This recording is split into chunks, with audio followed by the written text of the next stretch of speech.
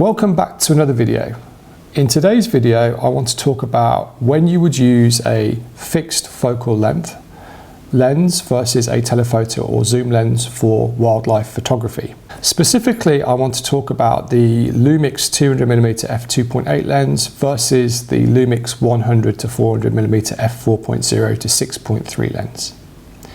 And before we get into this video, it's important that I point out that the focal lengths on Micro Four Third system cameras have to take into consideration a 2x crop.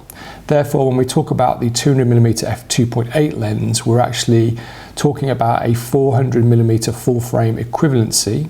And when we talk about the 100 to 400mm lens, we're talking about a 200 to 800mm full frame equivalency. Well, the first thing to think about when you're considering either of these lenses is the distance between you and the subject. If you believe the distance between you and the subject you're shooting is consistent, there are some definite advantages to using a fixed focal length lens.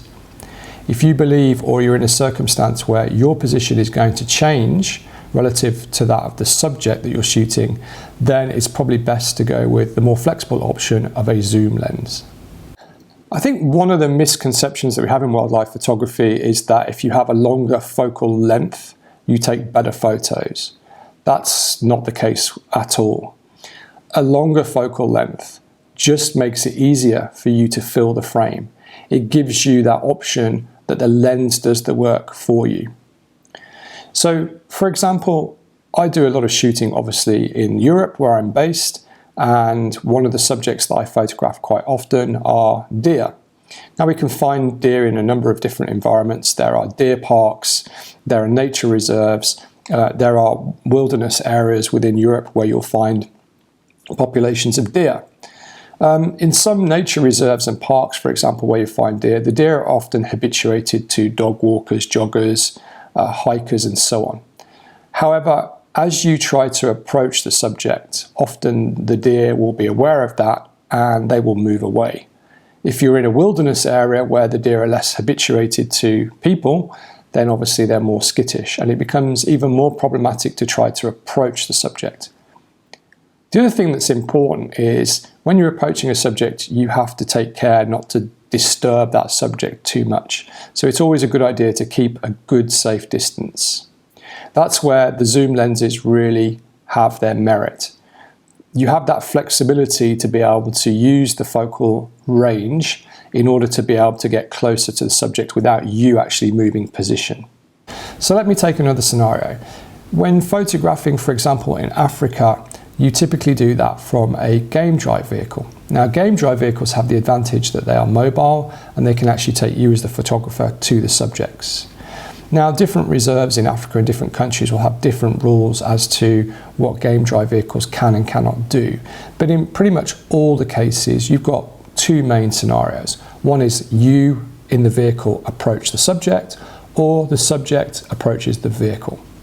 In that case, it's important to do a little bit of research before you go on game drive or even get into the country to understand what are the proximities that you're likely to encounter between the subject and yourself.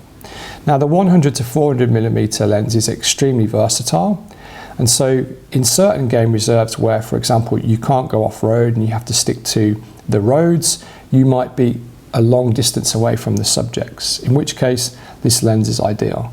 In other game reserves where maybe you can go off-road and you can maybe track and follow subjects or animals in their environment, then you are probably going to be very close to the subject.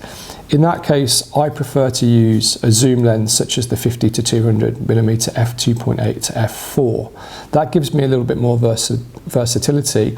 It also gives me a wider angle and a wider field of view when subjects come closer to the game drive vehicle or we happen to track an animal very closely. The issue that you have with the 200mm f2.8 or any fixed focal length is that when you spot that animal or that subject, you might be too close to it. It won't actually have the right field of view in order for you to be able to get the animal in the entirety of the frame.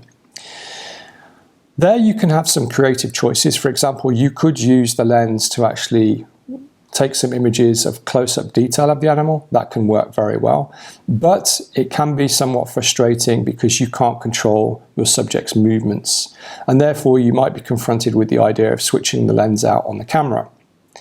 Now, when I travel to Africa, I don't want to do that, and there's a reason why. The first reason is that typically you don't have a lot of time. When you're on a sighting, it can happen quite quickly, and you want to bank your shots, get the images quite quick. And it could well be that if you spot a lion, leopard, hyena, they're gone within the blink of an eye. The second is that when you're in the field in Africa, it's typically a very dusty environment. And it's something I don't really want to do. I don't really want to have to switch out lenses in the back of a game drive vehicle, especially a moving game drive vehicle. The risk is you could damage your equipment or you could get dust on the sensor. And then for the rest of the drives and the rest of your trip, you're going to have very dirty, dust spot ridden images. What I tend to do is I tend to work with two bodies, and I would typically have the 100 to 400 lens on one body and the 50 to 200 on another. So when would I actually use the 200mm f2.8 lens? Well, there are a couple of scenarios where I would use it. I tend to use that lens typically in the winter months, especially in Northern Europe. You would have seen on my channel that I actually posted recently a couple of videos on bird hide photography that I did. Now, in the winter months, light is really at a premium, so it becomes very, very challenging to shoot very fast-moving subjects. So I've talked a little bit in those videos about the fact that I shoot in aperture priority mode. And aperture priority mode means that the shutter speed is a function of your ISO depending on the aperture that you use. And so when you're shooting low light, it's actually really beneficial to have a lens such as the 2.8 because you gain an extra stop of light. And therefore I can have a faster shutter speed when shooting at high ISO compared to a lens such as the 100 to 400. The other advantage is that, for example, in a bird hide or any wildlife photography hide, is typically the distance that your subjects are at are relatively consistent. And so the 200mm works a treat in those types of environments. You don't necessarily need to shoot with a telephoto or a zoom lens. And then the other instance where I would use the 200mm f2.8 is if I wanted to shoot a portrait of a specific subject or an animal. Now, one of the things just to bear in mind with an f2.8 lens is that we talk about those lenses being fast lenses. And the reason that they use the term fast is because it lets more light in. And so as a result of letting more light in, I can get a higher shutter speed, I can shoot at lower ISO in aperture priority mode. So there's some distinct advantages for wildlife photography there. But f2.8 allows me as well to have a much shallower depth of field. In another video, I'm going to talk about depth of field in wildlife photography because the aperture of a lens is only one aspect that can impact that. There's a lot more to it. But as photographers, I think, and as wildlife photographers, we can often get lured into the trap of trying to create images that have that creamy, soft background where we isolate the subject. But f2.8 and shooting at f2.8 is a very precise decision.